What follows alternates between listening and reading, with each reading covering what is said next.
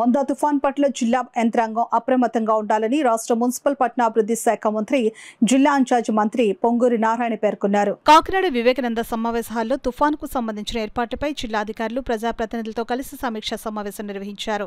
ఈ సందర్భంగా మంత్రి నారాయణ మాట్లాడుతూ ఈ నెల 28వ తేదీ సాయంత్రానికి మొందా తుఫాన్ తీరం దాటనున్న నేపథ్యంలో తీరం దాటే సమయంలో 90 నుంచి 110 కిలోమీటర్ల వేగంతో గాలులు వీచే అవకాశం ఉన్నందున అవసరమైన ముందు జాగ్రత్త చర్యలు తీసుకోవాలని ఆదేశించారు.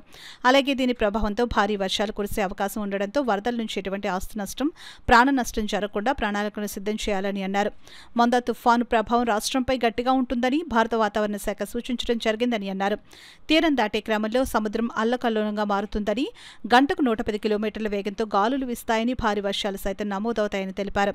గతంలో హుద్హుద్, తిత్లీ వంటి తుఫాన్లు ఏపీకి అపార నష్టం ఏర్పడిందని అన్నారు. మరోసారి అటువంటి హెచ్చరికలే వస్తూ ఉండడంతో ప్రజలను అప్రమత్తం చేసి తగు జాగ్రత్తలు చేపట్టాలని సూచించారు. ప్రధానంగా ఉభయ గోదావరితో పాటు విశాఖపట్నం జిల్లాలకు భారీ హెచ్చరికలు జారీ చేశారని, ఉత్తరాంధ్రతో పాటు కృష్ణా జిల్లాలో సైతం ఈ తుఫాను ప్రభావం అధికంగా ఉంటుందని పేర్కొన్నారు. మరోవైపు తీరం వెంబడి ఉన్న పోర్టులో 1వ ప్రమాద హెచ్చరికను జారీ చేశామని తెలిపారు.